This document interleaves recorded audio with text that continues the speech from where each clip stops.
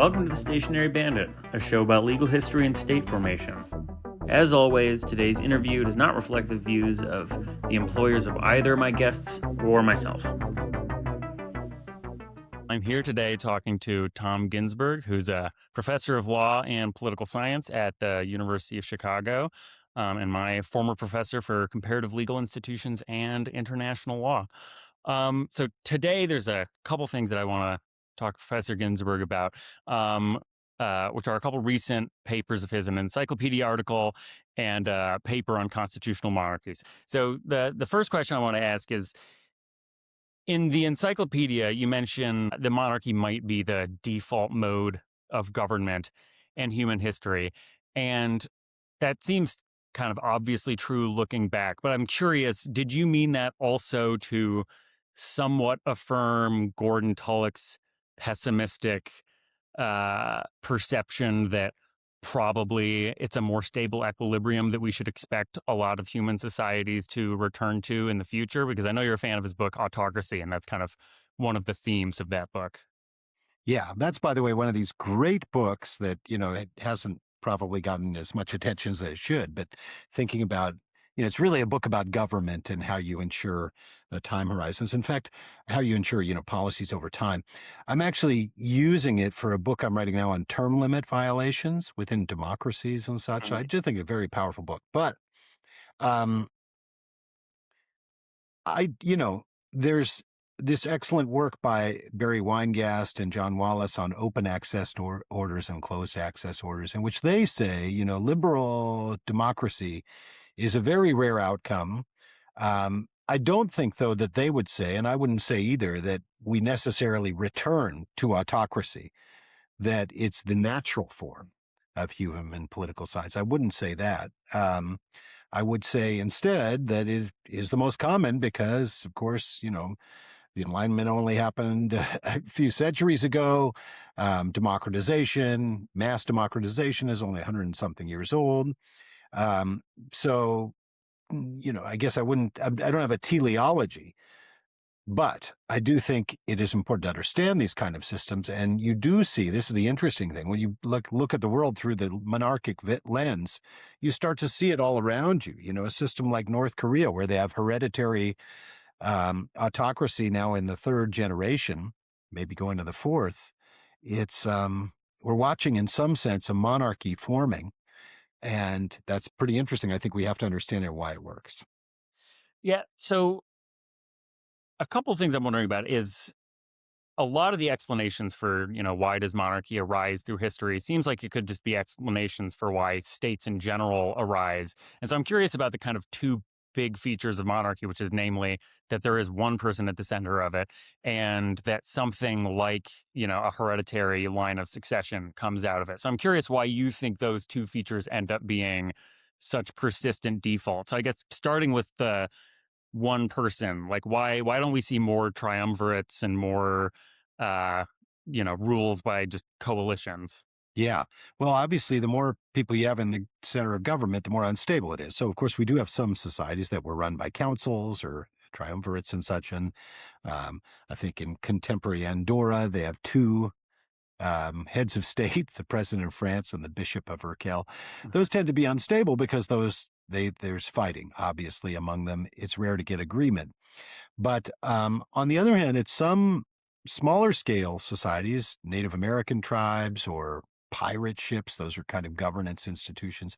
You do have multiple heads. You have a peace chief and a war chief, or a captain of war and a quartermaster and stuff, and they would share power. So there's power sharing is not uncommon. But what's beautiful about monarchy is that with a single individual, it provides a focal point. And so people, through an extended geographic space can now understand that they are ruled by X person and X family, and that they have in common with people they've never met, that they're also ruled by X person and X family.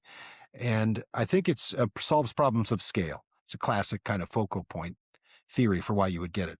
Why do we see heredity? Well, there don't have any original insights, but I kind of go back to Mansur Olson's idea of stationary bandits. That if you've got a leader who's there for one lifetime, then and that's it. They know that they have no time horizon beyond their own life. Then what they're going to do is loot as much as they can. And so if you get someone whose time horizon is now at least a couple generations, maybe, hundreds of years, because they think their family is going to be there, even with discount rates, you'd still get them to invest a little more, take a little less. And so that's a better equilibrium in terms of investment in the society. So I think it's kind of, at least an early stage of political development, pretty efficient way to go. And that's one reason that we see it in so many different times and places. The other thing I'd just add, if I could, is that because it integrates diverse populations, it really scales up very well to something as big as a modern nation state, where you have minorities and such who can rely on the king's protection. Right. So on the point of like why it works well, I'm curious, what do you think the general selection pressure is for that? Is it internally that different groups within the kind of ruling coalition see this is going to be more stable if we all kind of agree to there being, some kind of constitutional, small c constitutional agreement here where this becomes hereditary and we're just going to get to fight less. And so we all see that that's a good bargain. Or is it more of the societies who manage to do that, just win, don't get conquered as much because they're less unstable themselves? Or I mean, it's up, probably kind of mix of those two things, but Yeah. I mean, there's never a literal social contract. That's pretty right, rare. right. Um, but we do have fables and such about how monarchy arises. And one of my things I'm thinking of writing a fuller study of is kind of a fight with Charles Tilly. So Charles Tilly famously says war makes the state. That the reason you have monarchs is to protect you, and that the monarch we develop these military classes to protect us, castles, all this such, that help in early state formation. I have the view that I admittedly don't have the knowledge to fully document, but I've been talking with people in certain, um, studies of ancient cultures, that it's actually law that makes the state, or dispute resolution that makes the state. And that, if you have a diverse set of powerful people, well, they might come together and find someone among them who is good at resolving their disputes, and thus delegate a little power to them. And then that would have a reciprocal kind of relationship with physical power, because if you have physical power, you can enforce your decisions. But at the beginning, that it might actually be epistemic and not the sword. That's kind of my abstract theory. Now, is there any evidence for this? I have a couple of, fables in some of those papers, the Medes, as recounted by Herodotus.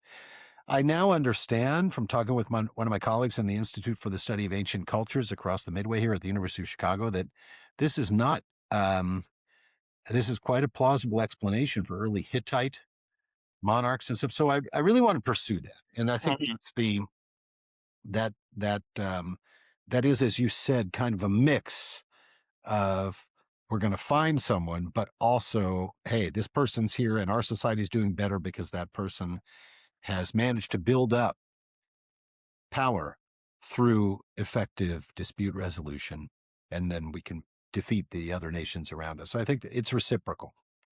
Yeah. So this is going to get it. I mean, there's a lump of questions that I kind of want to ask you about here around this idea. So I'll start at just a general level of how consistent do you think it is that monarchies throughout history have done a lot of, judging and court providing? Because it does seem like there's, in the kind of little bit I know, there's a fair amount of variance. And one kind of comparison I think of is that, high Middle Ages European governments are, European kings are kind of fighting to produce more courts, to get more action into their courts away from local barons, away from the ecclesiastical church courts and stuff like that. But if you compare to relatively strong kings in the Muslim world, there is more of a kind of separate network of law giving there that they are less in control of and seem like they're doing less to kind of fight their way into. And it seems like, part of the contrast, or maybe the most obvious contrast there, is in Europe, you have the Catholic Church, which is kind of a parastate organization. So there's almost this other king, the Pope, who's trying to offer courts. So you want to get your courts out there. But maybe in the Muslim world, you don't see that competition. And I'm curious, like, does that seem like variation around that theme, or does that feel like it kind of all fits in? No, no, I think you're right. I mean, look, there's obviously a lot of local variation. And of course, in the Muslim world in particular, the kings had this problem, which is that because they weren't lawgivers and the law was coming from, the divine and such, and was in the control socially of the ulama, of the learned class, there was no way they could substitute for that. They could enforce the judgments of the learned class. They could eventually appoint their favorites to be the official judges, but they had no epistemic power. There was no idea that they would be wise dispute resolvers in the mode of King Solomon or something like that. Hmm. And so that fable isn't there, and they couldn't make that move. And of course, I don't want to be, the, the Europeans at least characterize them as more despotic because of this, in some sense, that they didn't have that legitimating function of being involved in day-to-day dispute resolution and such. So, so I think that is a story, at least about law. Now, at the more abstract level, were they resolving disputes among powerful people? Absolutely. I mean, that's what Hmm. power always does, right? So Right. I think to some degree the story fits there too. Yeah. So one level of the competition uh, in in Europe, at least, and then also in at least the British Empire abroad, that I think about a bit, and I want to ask you some questions that are going to involve talking in some level of generality here. Um, is the dispute, or the disputes, I guess, between powerful states and then powerful intensive kinship networks. And so this is something that it's a bit of a hobby horse of mine right now, is trying to figure out like how much of a stable regime type almost was and is powerful intensive kinship networks with the norm enforcement mechanism of kind of feud law systems. And this is something that you've written about, at least in the Pashtun context in Afghanistan and Pakistan a bit. So I know you've thought about this a fair amount, and I'm curious, like, how much do you see that as kind of like, does it feel like there's a solid regime type there? And part of what I'm thinking too is David Friedman, who I know you like some of his work. He has in his kind of big comparative book a chapter on how he thinks a lot of modern legal systems, or early modern legal systems, emerged at some point out of feud systems, and kind of were states taking over and kind of organizing feud systems a little bit.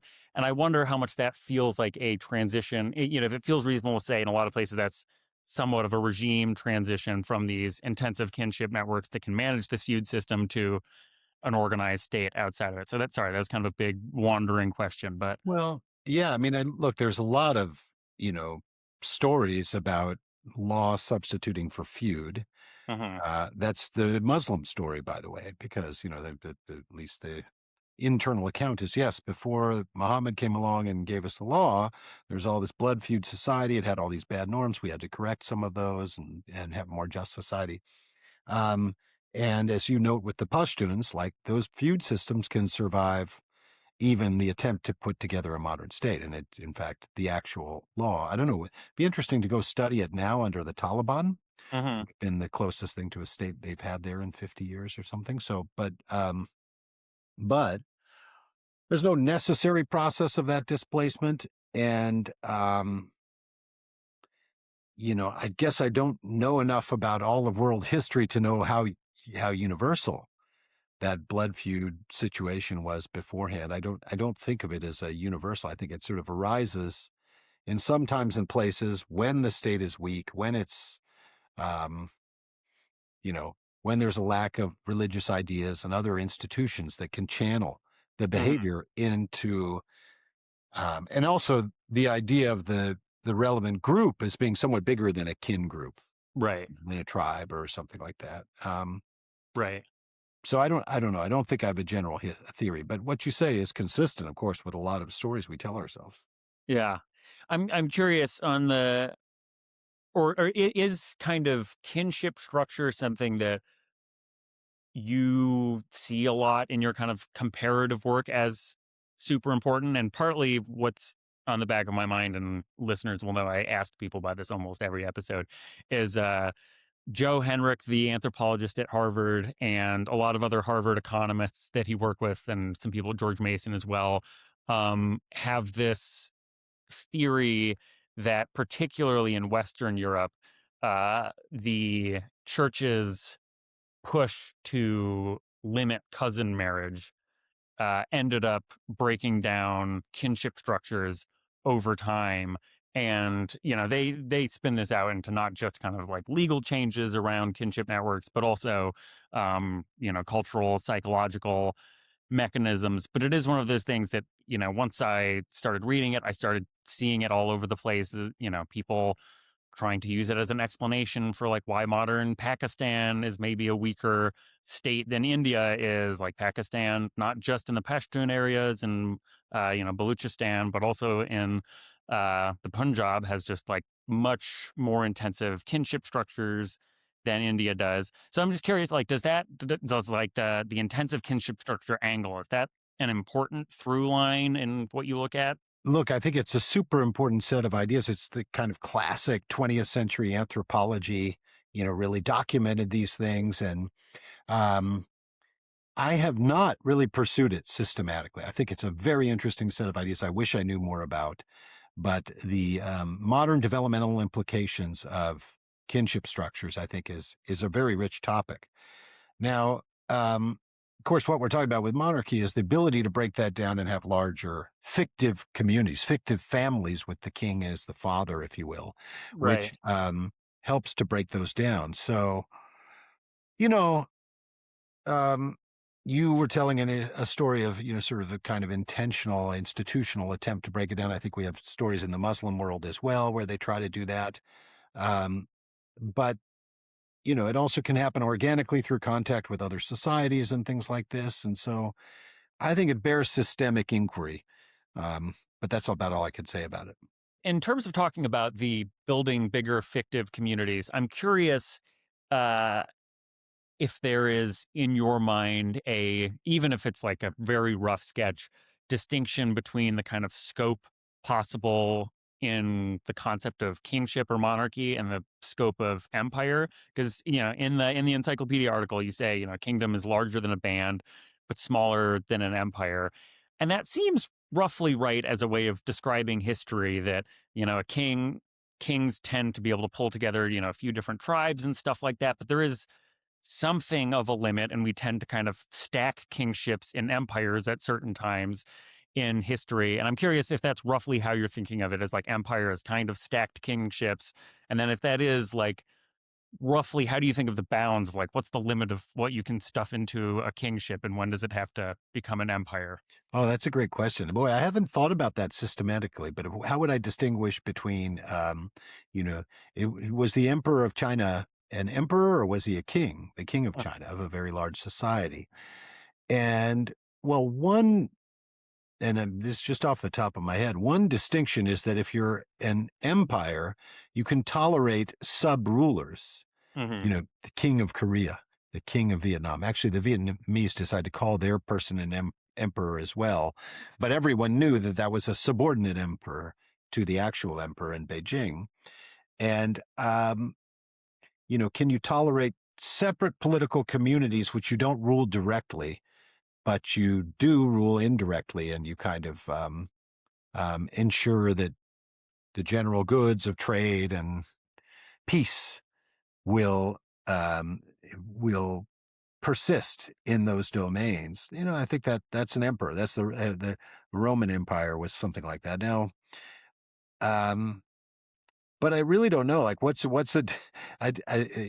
Maybe you have views. What's the difference between uh, an empire and just a really big kingdom?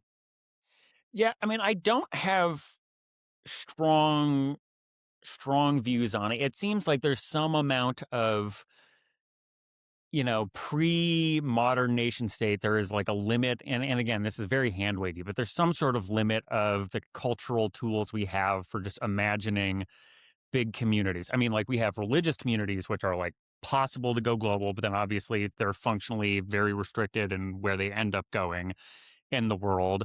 And then beyond, before the nation state, we kind of have the kingdom, which is somewhat maybe just limited by personality of, all these kings in Europe. They are like, they move sometimes every week when they're in contest. They're going around and showing up places, showing their face. So there is just a kind of practical limit of FaceTime of, like, does this person actually seem like they're around and they're relevant? So maybe that's, in, loosely speaking, in my head, the limitation of an empire is like, you can stack those things, but maybe what those things become is somewhat limited by just like one person in their family.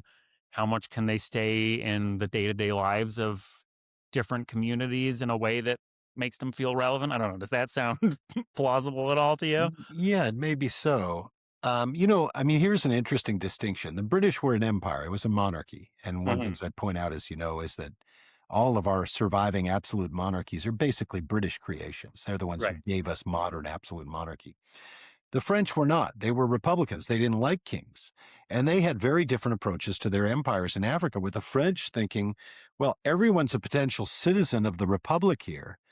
But we're not going to tolerate subordinate kings because kings are by definition bad. Whereas the British were much more effective in terms of both control and institutional legacies, had this kind of almost subsidiarity principle in Right. terms of their imperial structure, and so it's a better empire, if you will.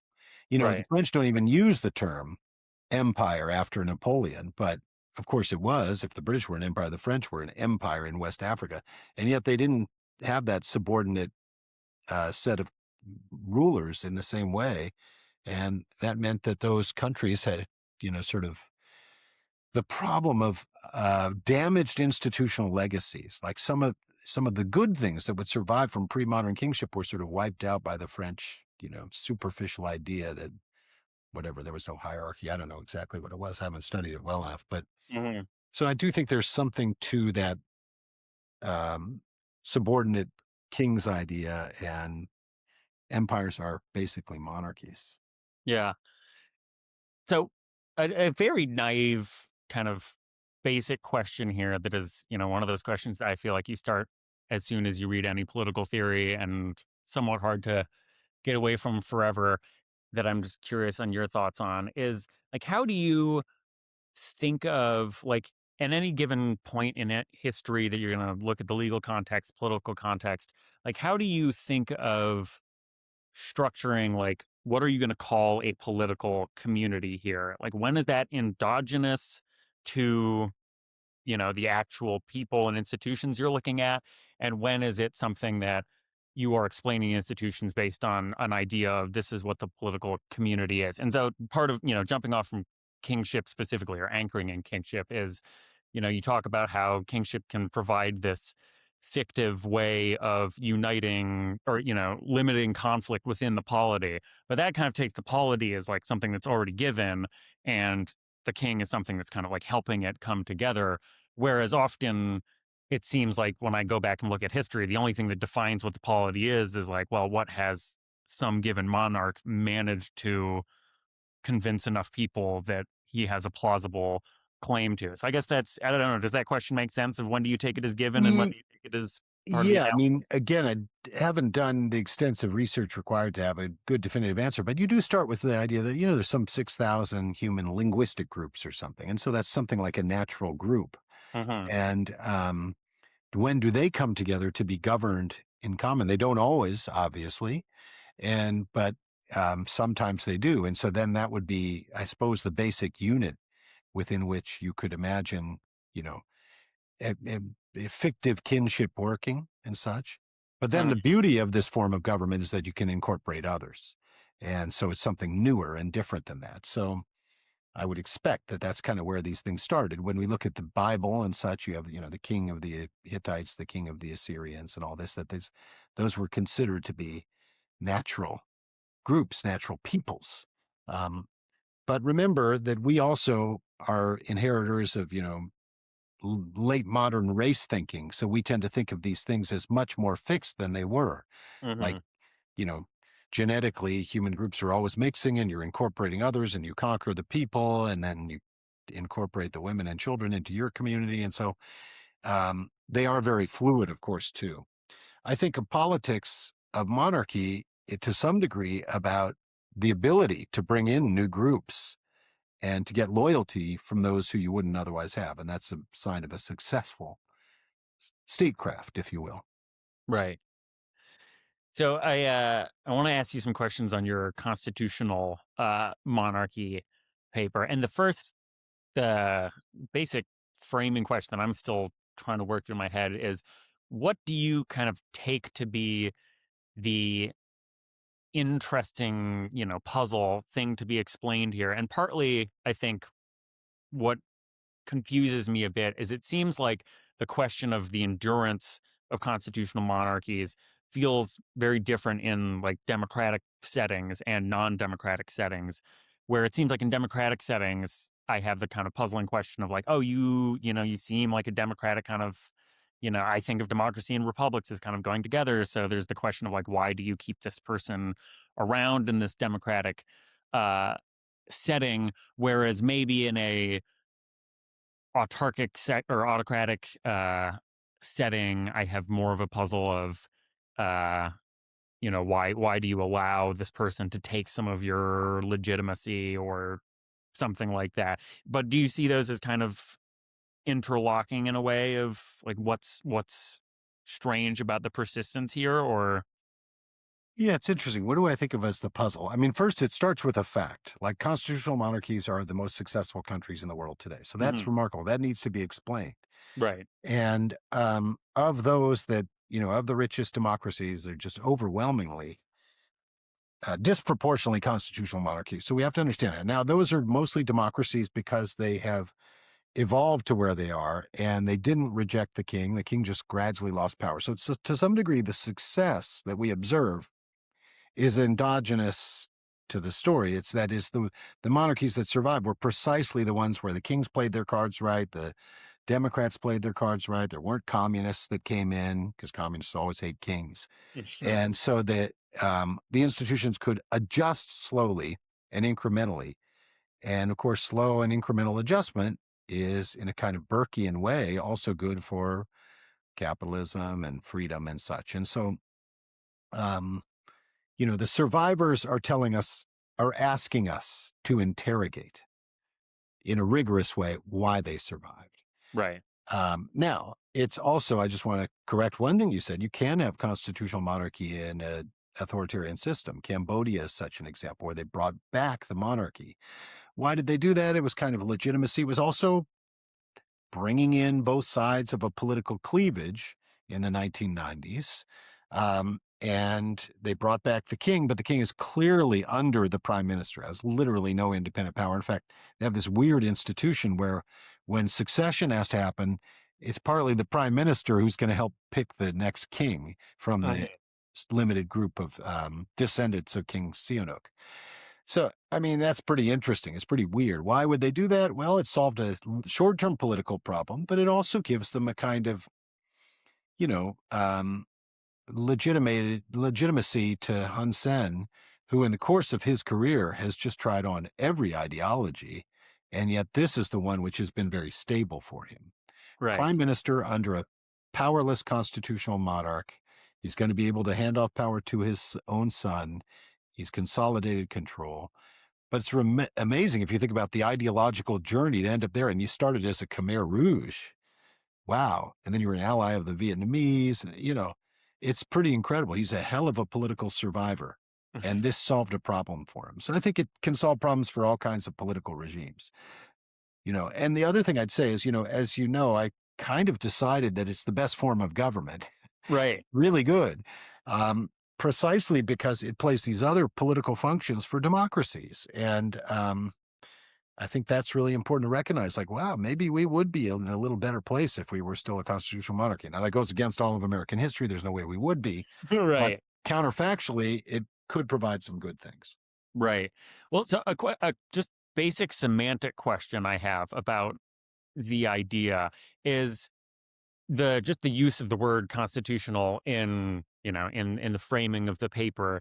Is that uh it seems, and you can correct me here, but it seems to me that that's somewhat a feature of your tracking how we all use the language normally, when really it's the paper's more about what Gordon Tullock would call, I think, decorative monarchy. So the paper's more about, you know, monarchs without legislative and executive power than it is particularly about monarchs that are just bound in a constitutional system, right? Because there would be, I mean, I guess like in a trivial kind of small c sense, like every monarch is bound in some sort of constitution, but there are other, fairly, I mean, like, England and or I just executive monarchies by your standard, which is, monarchs who still have some executive power, or even monarchs who have some executive and legislative powers are often embedded in constitutions, but that's kind of not how you're using the term, right? Or if I got myself No, I confused. think you're right. I mean, I'm trying to think of the edge cases. There's a big fight in pre World War II Japan over whether, and the Constitution was a gift of the emperor. Right. Right. And there was a big fight. A very famous constitutional law scholar was, purged in the 30s because he said, yes, but the emperor is just an organ of the Constitution. He's just part of the system like everyone else.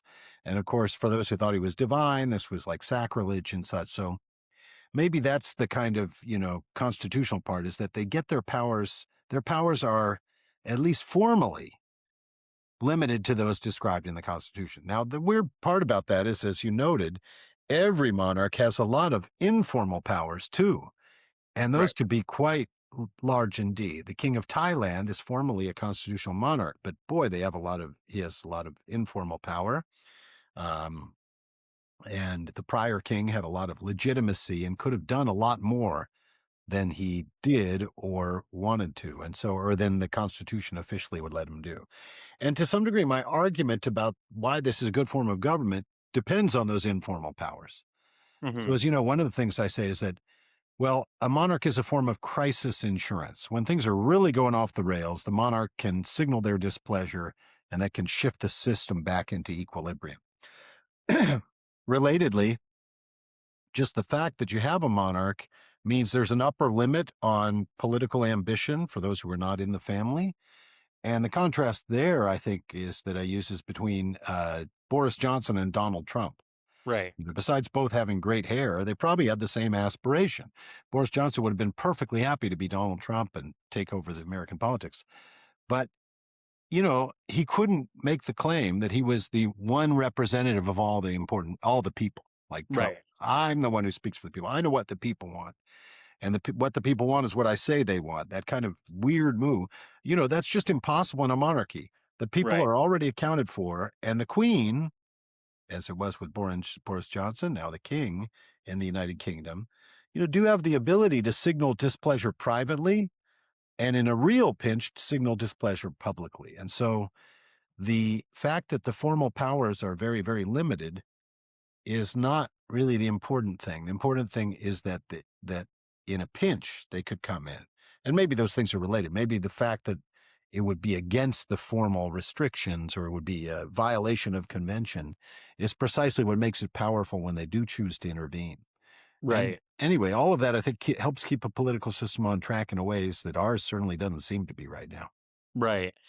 And so I'm curious, in the context of a democracy versus an autocracy, in terms of, like, do you see the anti-populist function in democracies as basically the same thing, or somehow different from a just general, they are legitimating to whatever government, roughly currently exists? So, but similarly for an autocracy who has a decorative monarch, you can say, any challenger to the autocracy, they also do not, represent the true people. Like, is it basically the same function of either way? Either it's that, the democratic government can say, this outsider does not represent the people as they're saying, or an autocrat can do the same thing, against an upstart challenger, revolutionary movement that's claiming to represent the people. You're like, no, I have, this decorative monarch who really does. Yeah, it's interesting. We do see in Southeast Asia, Cambodia and Thailand, both which are, I guess you'd call them decorative monarchies, but the establishment forces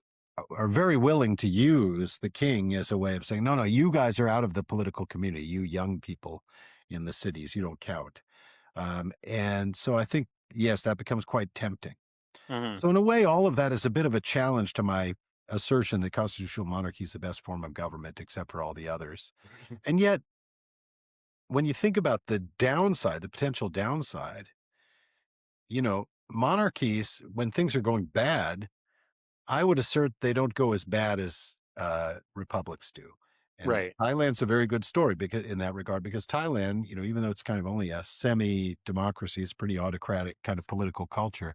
At the same time, like they didn't have the Khmer Rouge, they didn't have the killing 100,000 people like Indonesia did. They didn't have Myanmar. Right. You really have a greater sense of integration and stability that keeps things from going really far off on the bad end. Right. I have this assertion in one of the papers that um, in Europe in World War II, it was the monarchs where the minorities were protected better than the republics, which basically, were happy to serve up the Jews. The French, like, ran with that football pretty far. And Hmm. actually, there's the great story of the King of Morocco, who was under the suzerainty of France at the time. And they say, well, give us your Jews. We want to ship them off. And he said, no, no, they're my subjects. You can't do that. Hmm. So that's interesting. Like that protective function played a huge role in that particular case. And I wonder if one looked, systematically, the monarchies probably perform better for minorities than the republics. Right. And so I'm curious. So the connection there between, the protection of minority, like, is there a connection between the protection of minorities and the kind of crisis insurance concept? And the possible connection I'm seeing is, there is some, again, kind of grand bargain that exists in society, and the minority group is invested in the monarchy, specifically, even a relatively fictive monarchy, because they can be, they can kind of provide a bright line. And like, even I guess if it's not even like, even if they lose in the crisis and insurance moment, there still is like, there is a bright line of like, oh, the bargain is over because the monarch, either the bargain is saved by the monarch staying, we're not doing this isn't going to work, or it's a clear kind of moment of like the bargain's broken down because the king tried to say something and it kind of wasn't honored. Or do you see those as separate, like the protection of minorities isn't really part of like a bargaining thing? No, I think that's a nice way to think about it. I never put the two together, but I think the two ideas are complementary, surely, that bargaining is broken down and, but this is the bright line. I can't go beyond this. Um, so it shapes, in other words, the bargaining, the fact that the monarch does this. And here's where one cannot escape the importance of particular political ideas in this account. So one of the things I note is, communists hate the monarchs. They cannot live together. It's Right. impossible. Fascists didn't like monarchs too much either, but they could tolerate them for a little as long as they kept their mouth completely shut. Hmm. Um, but, so and monarchies tend to, consistent with that, sort of give an anchor to the conservative forces in society, the small c conservative forces. They stand for property rights, they stand for religion, they stand for a certain amount of order, ordered liberty, I suppose you could say, for those who are voluntary subjects of the king. And, so that's a particular set of ideas. It's not just that you can take this technology and plug it in anywhere. Hmm. uh and a couple final questions I've got about the I guess both the empirics and the theory here, about specifically about the British Empire case and how that fits into this. So the empirics question is just a basic, like, to the, like, how much of a confounder in thinking about constitutional monarchies seem to, be stable and have some good features around the world. How much of a confounder is just, former being a former colony of the British Empire? Because there are obviously these kind of other empirical strains that take it to be a somewhat stylized fact that former colonies of the British Empire did well for a number of reasons compared to the former colonies of other European empires. So, like, how much of a problem is sorting out, like, is this just that the British, the Brits left behind a bunch of these and also left behind some other things that happened to go well? Right. There was this literature is kind of was spurred on by this massively overclaiming paper from the late 90s on in comparative law that said, look, British colonies are doing so much better than others. This is because of the common law. And it's Right. like, okay, well, of course they got the common law, but they got a ton of other stuff too. Right. And what I'm trying to suggest is, I haven't sorted out the details empirically, but it's that the other stuff is really important. Right. And in particular, the preservation of social structure. I think that's really critical. I was in Ghana last year, a very interesting place and a very well run society, actually. And there's corruption and all these problems, but, they haven't had political violence like many of the neighbors. They haven't had civil war. And that's, partly because the traditional Ashanti social structures were still there. They got this revolutionary coup maker, Jerry Rawlings, and even he was kind of constrained or he bargained with them to produce a basically stable democracy. Um, and now, if you'd had a more radical regime which pretended that those social structures were bad and shouldn't have existed, like French republicanism, well, I don't know. Certainly, the record of French colonies is not Right. great, with the exception of Senegal. And but this requires more research than I have been able to do. I just think it's an interesting set of questions that we should ask, and that we should try to interrogate what social structure survived and what didn't. Um, obviously the divergence is a little bit overdetermined. There's a lot of factors Right. because colonialism brought with it so much. It could have been that the British just selected better places or something like that. Right. But um, we certainly know what bad institutions look like, right? Really bad ones, like the Right. Congo. Hmm. They had no every institutional legacy they got from the Belgians was absolutely negative. So, it's this one, at least it's plausible that there was some good stuff that was left behind. Not that it justifies colonialism, but it was sort of a least ugly contest. At the great Berlin conference, like when they're drawing your card, it's like a game of Risk, remember? Like, "Oh, I got Kamchatka," or whatever, Yakutsk. If you were a colony and you happen to get the draw of the Brits, it turned out to have been better, uh, Right. much later. So, and the last question on this is just, which of the theoretical mechanisms for the kind of success and stability that you highlight do you think most fit for, the Commonwealth countries that retain the British family, or the royal family, as the head of state? Because it seems to me that it's not totally intuitive to me that they would be able to provide, meaningful crisis insurance, Yeah. or even anti-populist sentiment, in various places. So, like, is there still, like, do they fit into the theory, or do we kind of need to broaden the theory to figure out why it would be useful in these other contexts? Many years ago, I was invited to the country of Tuvalu, tiny country in the South Pacific. And I was struck by, in reading their sort of legal history and some of their important cases, like they did have this moment where bargaining had broken down and they were able to appeal to the queen. And she never even provided an answer. But the fact that they could go outside, even with a question, itself is different than a situation where there's just no one else to resolve the problem. And eventually they sorted it out themselves and such. So, maybe that's a very exceptional case. It's a tiny country and such. We know that we've had crises, political crises in Australia from the governor generals, that the queen is in Canada. In some sense, there's this integrative function and they're pretty happy with it. But, you know, I don't know. I don't know to what degree this thing is still constant. We do now have some natural experiments in a sense that you have some of the Caribbean countries that are leaving. Right. And I don't really predict that things are going to break down in those countries just because they have a new system.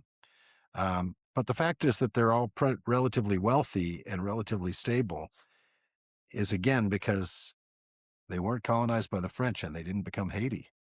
Right. Right. Well, I know you've got to run, but thank you so much for talking, Professor. What a great opportunity to see you again, and good luck with this podcast. Thanks.